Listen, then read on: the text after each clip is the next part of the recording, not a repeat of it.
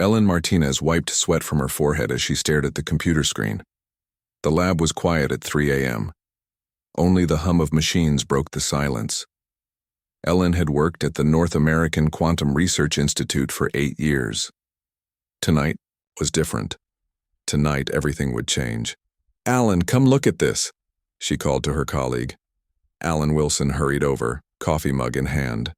His tired eyes widened as he looked at the screen. "Is that what I think it is?" he asked, putting his mug down with a clunk. Ellen nodded slowly. "The particles are linked across space, but look at what happens when we add the new field." On the screen, tiny dots of light moved in ways that broke the rules of physics. The two scientists watched in amazement as the test particles responded to the quantum field they had created.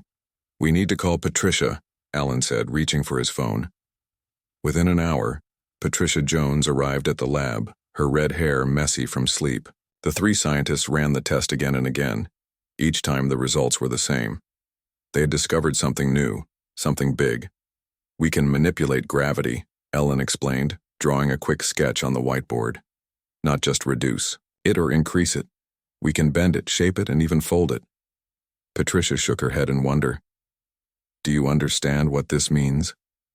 If we can fold space-time, we can travel faster than light." Alan finished her thought. "This changes everything." For the next 3 weeks, the team worked day and night. They named their discovery the Gravity Manipulation Field, or GMF. They built small test devices that could create tiny GMF bubbles.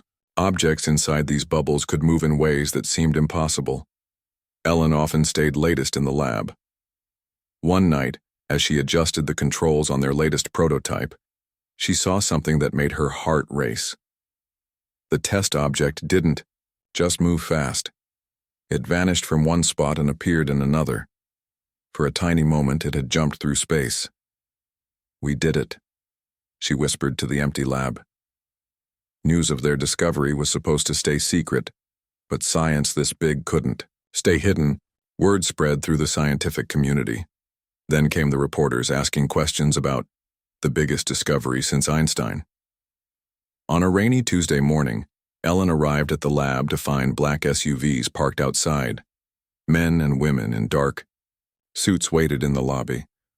Among them stood a tall man with gray hair and the straight posture of someone who had spent their life in the military. "Dr. Martinez," he said, extending his hand. "I'm General Frank Miller with the United Nations Space Coalition. We need to talk about your discovery." Ellen led the group to the conference room. General Miller didn't waste time. "Your GMF technology has major implications for national, no global security," he said. "From today, your research is under government protection." "You mean government control?" Patricia said sharply. Miller's expression didn't change. "Call it what you want. This technology could give us the stars, or it could destroy our world. We can't risk it falling into the wrong hands." Within days, the small lab transformed. New equipment arrived. Security guards stood at every door. More scientists joined the team, all with high-level clearances. The project now had a new name: Horizon. Ellen didn't mind the extra help, but she didn't like the military presence. "We're scientists, not weapons makers," she told Alan as they worked on a new prototype. Alan looked around at their changed lab and sighed. "I think that choice isn't ours anymore." 6 weeks after the government took over, they had their first major success. A test object the size of a baseball moved across the lab in an instant, protected by a GMF bubble. The next day, they moved a small drone. A week later, they successfully transported a cage with a mouse inside. The mouse arrived unharmed, looking confused but healthy. "Next step is something bigger," General Miller said during their daily meeting. "We need to scale up." Plans were made for a prototype ship. Engineers joined the team, turning theoretical science into practical technology. Ellen found herself the leader of over 50 people now, all working to build the first ship that could bend space. Far away, in the cold darkness beyond Neptune, something noticed the energy spikes coming from Earth. The alien probe had been watching humans for over a century, sending regular reports back to its masters. It was programmed to monitor radio signals, observe human technology, and stay hidden. The energy signature from Ellen's lab was unlike anything the probe had seen before. It matched patterns in its database marked as extremely dangerous technology. The probe sent an emergency signal, transmitting data across thousands of light years to the Galactic Confederation headquarters. In a massive space station orbiting a distant star, an alarm sounded for the first time in 300 years. Alien eyes turned toward screens showing data from Earth. Concern spread through the council chamber. "They have discovered gravity manipulation," one council member said, "decades before our models predicted." Another member, a tall being with blue skin, looked troubled. "Humans are not ready for such power. They still fight among themselves. They would bring chaos to the galaxy." The oldest council member raised a hand for silence. When he spoke, his voice was grave. "We have protocols for this situation. Send the defense fleet to Sol system. They must secure this technology before the humans fully understand what they have created." The order went out. Massive ships began their journey toward Earth. The clock was ticking. 6 months passed quickly. Ellen barely noticed the changing seasons as she worked. Day and night blurred together in the underground facility the government had built for Project Horizon. "It's beautiful," she said, looking up at the ship. The Horizon wasn't large, about the size of a small airplane, but its sleek design made it look fast even while sitting still. Its dark metal hull reflected the lights of the hangar. Inside was Ellen's greatest achievement, the first working GMF drive. Alan walked up beside her. "Hard to believe we did this in just 6 months." "We had help," Ellen said, nodding toward the dozens of engineers and technicians working around the ship. General Miller approached them, tablet in hand. "The test flight is scheduled for tomorrow at 800. Is the drive ready?" Ellen nodded. "As ready as it can be. The simulations all look good." "And the pilot?" "Joe is the best test pilot in the Air Force," Alan said. "If anyone can handle this thing, he can." Joe Green had been training in the simulator for months. He had the quick reflexes and calm mind needed to pilot a ship that could bend space. Ellen liked him. He asked smart questions and didn't act like the hotshot pilot she had expected. That night, Ellen couldn't sleep. She sat in her small room at the facility, going over the test flight plan again and again. The Horizon would make 3 small jumps within Earth's atmosphere, then attempt a longer jump to orbit. If all went well, humanity would have its first, faster-than-light ship. At 3:17 a.m., alarms blared throughout the facility. Ellen jumped out of bed and rushed to the command center, still wearing her pajamas. General Miller was already there, speaking urgently with a group of officers. Large screens on the wall showed radar images with multiple objects approaching Earth.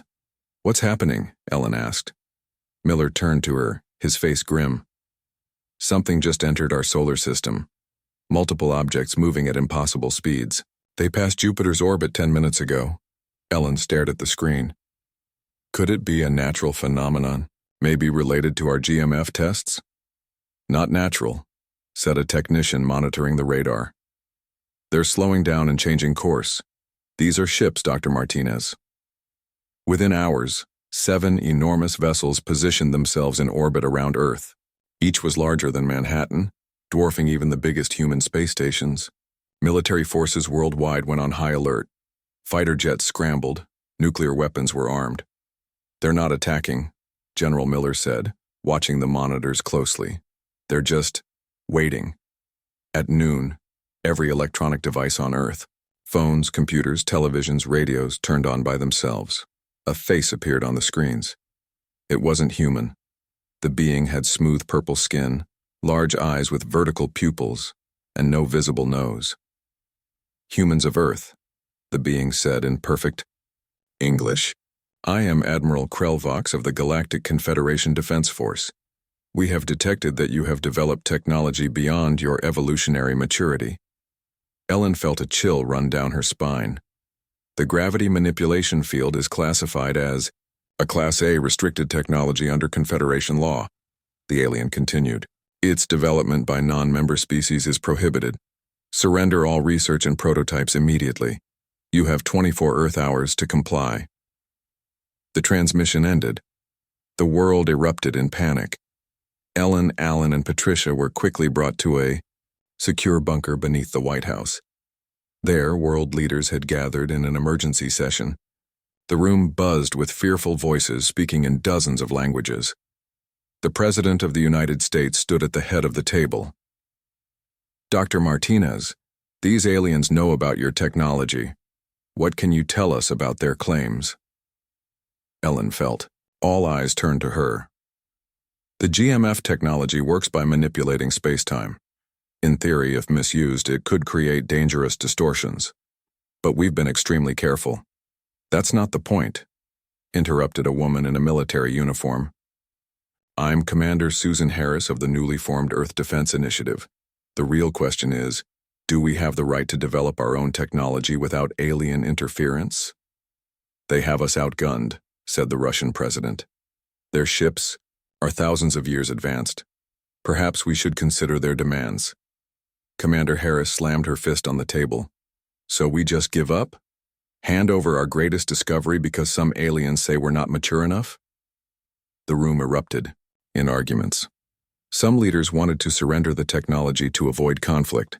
Others refused to bow to alien demands. Ellen watched the chaos, her mind racing. The GMF drive was her life's work. But was it worth risking Earth for it? General Miller pulled Ellen aside. How close is the horizon to being ready? It's ready, for the test flight, Ellen whispered.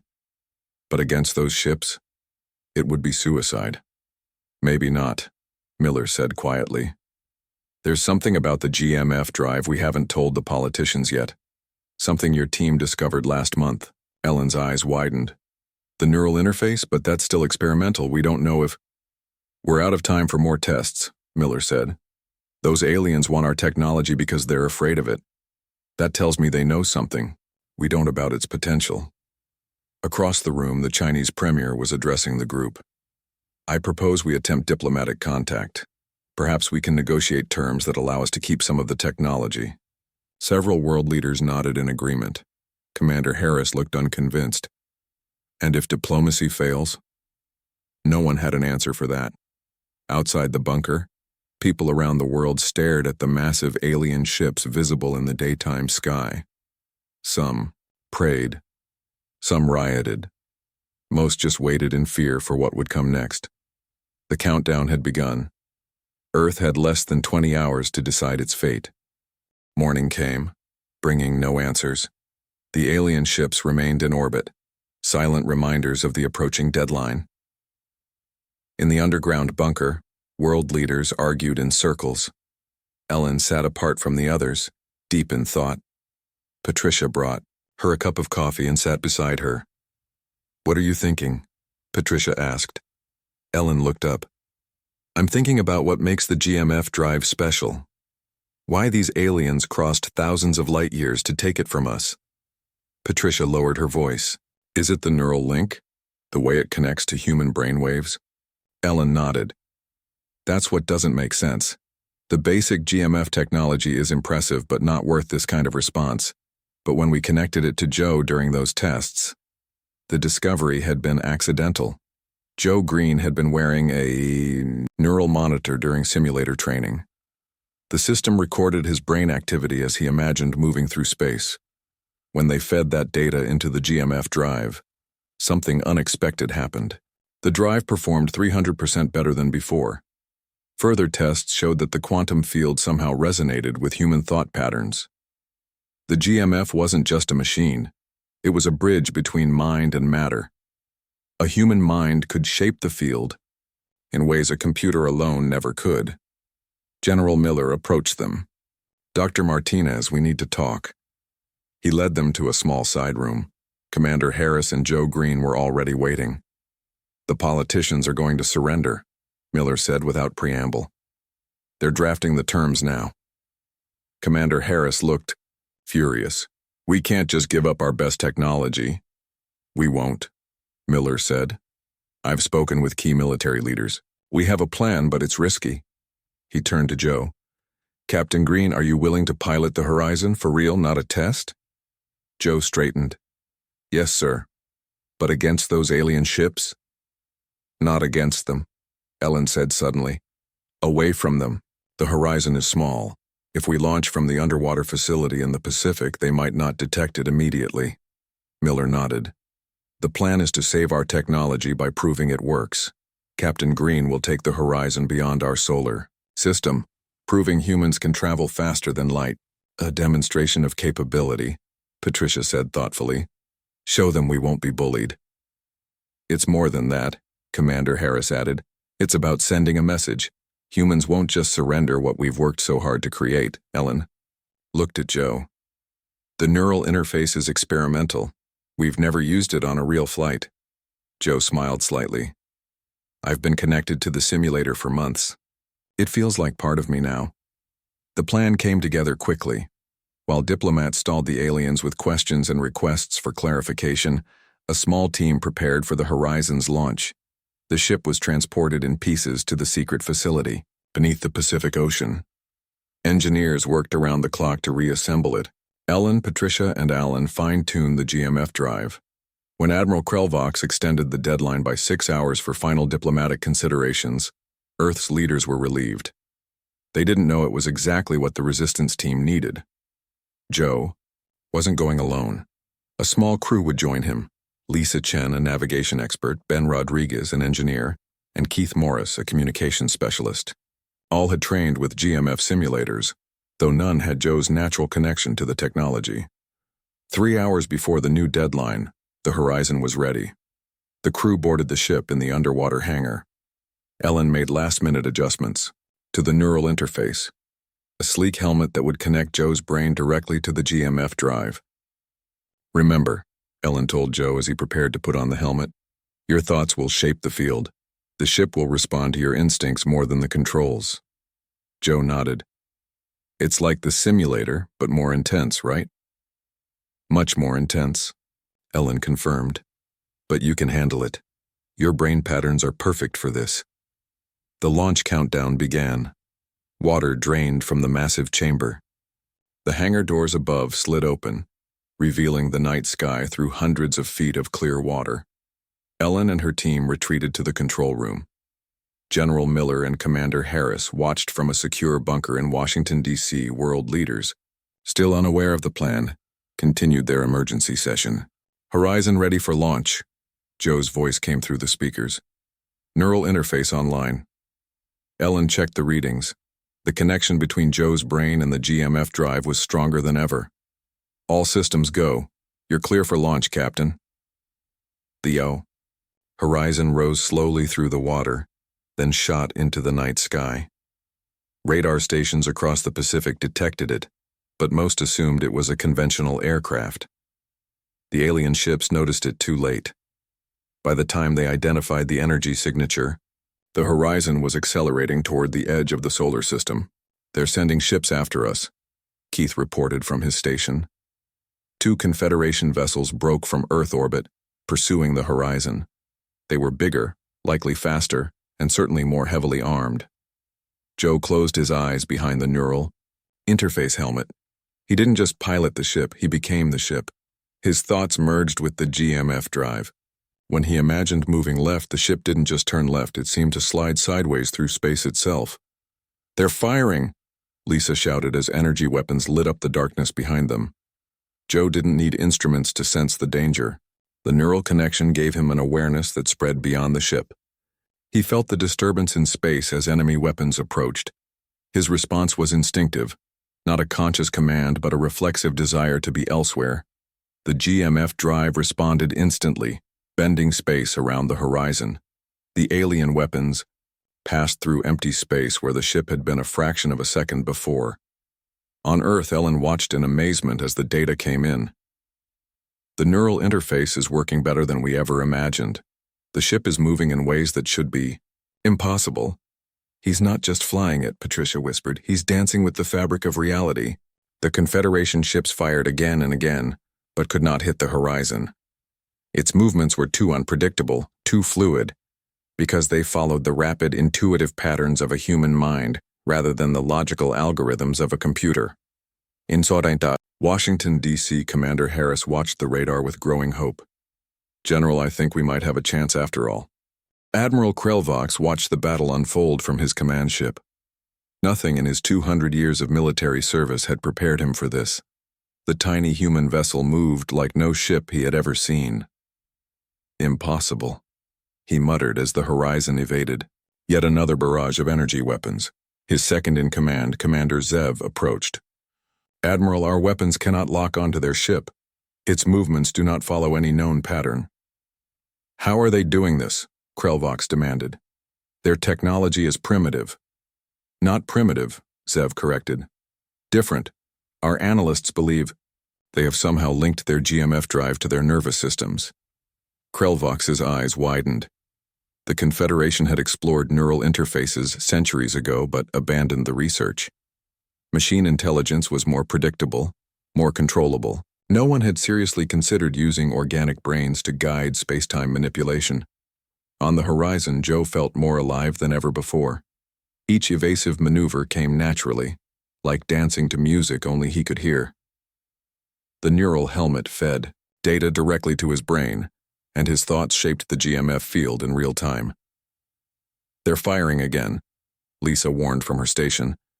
Joe didn't need the warning. He sensed the energy buildup in the alien ships before they fired. With a thought, he shifted the horizon 30 degrees up and performed a maneuver that had no name in human piloting.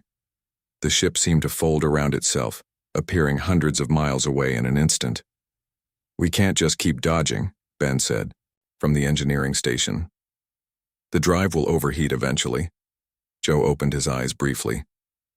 "Can we use the GMF field offensively?" Ben and Keith exchanged looks. The simulation suggested it might be possible to create localized gravity. "Distortions," Keith said, "but we never tested it." "Let's test it now," Joe replied, closing his eyes again to focus on the neural connection. He reached out with his mind, extending his awareness through the GMF field. He could feel the alien ships, massive concentrations of matter surrounded by their own energy fields. Joe focused on the nearest ship, imagining a twist in space-time just beside its hull. The GMF drive hummed louder. The horizon shuddered slightly as energy flowed through its systems in a new pattern. Joe pushed harder, visualizing space itself folding and pinching around a small area of the alien vessel. On the Confederation ship, alarms blared. The hull groaned as gravitational forces suddenly increased 1,000-fold in one section. Metal bent and tore. Air rushed out into space. Internal systems failed in cascade. "What's happening?" Krelvox demanded as his ship tilted beneath him. "Localized gravitational distortion," a science officer reported, voice shaking. "It's tearing through our ship's Section 3. Joe pulled back, surprised by how effective the attack had been. He hadn't meant to cause so much damage, just disable their weapons. The neural interface amplified his intentions far beyond what he expected. "Their ship is breaking apart," Lisa reported, shock in her voice. "You did that with the GMF drive?" I think so," Joe said, equally surprised. "I just thought about twisting space near their hull." Keith whistled. "If one small ship can do that much damage?" The second pursuing Confederation vessel abruptly changed course, pulling away from the horizon at maximum speed. Joe let them go. He was tired, his head pounding from the intense mental connection. "Let's head back to Earth," he said. "I think we've made our point." As the horizon turned back toward home, Admiral Krelvox watched the damage reports flood, and what third of his flagship was destroyed, hundreds of crew members dead or injured, all from a single attack by a ship that should have been no threat at all. "Order a full retreat," he said quietly. Commander Zev looked shocked. "Admiral, we still have 5 ships intact. The humans only have 1 vessel with this capability." "4, now," Krelvox replied. "But they'll build more, and we need time to develop countermeasures." He stared at the view screen showing the distant Earth. For the first time in 30,000 years, the Confederation faces a technology we cannot immediately overcome. On Earth, celebrations erupted as news of the Horizon's victory spread. The small ship returned to a hero's welcome. Joe and his crew emerged exhausted but triumphant from the underwater base. Ellen hugged Joe as he stepped onto solid ground. "You did it. The neural interface worked better than we ever dreamed." General Miller was more reserved but clearly pleased. "The Confederation ships are moving away from Earth orbit. You've bought us time, Captain." Commander Harris was already planning next steps. "We need more ships, more pilots who can connect to the GMF drive." Testing quickly showed that not everyone could form the necessary neural connection. Only about 1 in 500 people had the right kind of brain patterns. Those who could were given a special name: navigators. Training facilities opened around the world. Ellen and her team worked to improve the GMF drive and neural interface, making it safer and more efficient. Engineering teams designed new ships, larger and more powerful than the Horizon. Joe became the lead instructor for the Navigator program. He struggled to explain the experience to new recruits. "It's not like flying a normal plane or ship," he told them. "You don't control the GMF drive, you dance with it. Your thoughts and the quantum field become one." 3 months passed. Earth built 15 GMF ships of various sizes. Each had a navigator at its heart, connected to the ship through an advanced neural interface. The largest, named Defiance, was twice the size of the original Horizon and carried weapons specifically designed to create gravitational distortions. Early warning systems detected a new Confederation fleet entering the solar system. 30 vessels, each redesigned with reinforced hulls and new shielding systems. "They've adapted," General Miller said during the emergency briefing. "They've had 3 months to prepare countermeasures." Joe looked at the other navigators gathered in the room. Men and women of all ages and backgrounds, united by their rare ability to connect with the GMF technology. "So have we," he said simply.